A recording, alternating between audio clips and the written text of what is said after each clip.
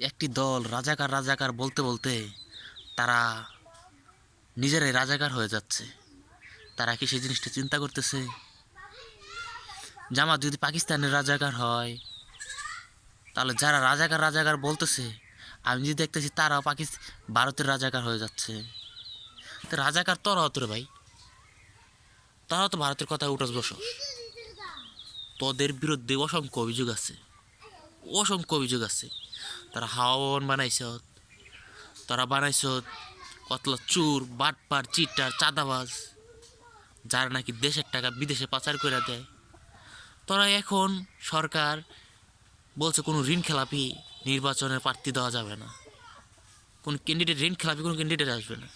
তোরা তাদেরকে দিকে দিকে দিলি, তোদের মাধ্যমে এত হাজার হাজার কোটি টাকা, তারা ক্ষমতায় না আসার আগে এত টাকা ঋণ খেলাপি তোদের মাধ্যমে। আর তোরা বলছিস তারা দেশকে রক্ষা করবি, দেশকে নিরাপত্তা দিবি, দেশ উন্নত করবি। কেমতে করবি রে ভাই, কেমতে করবি তারা উন্নত? আবার জামাতের বদনাম করো। কই, আমি তো আজ পর্যন্ত দেখি নাই যে জামাতের একটি ক্যান্ডিডেট বা জামাতের ভারপ্রাপ্ত কোনো নেতা দেশের টাকা বিদেশে পাচার করে দিছে।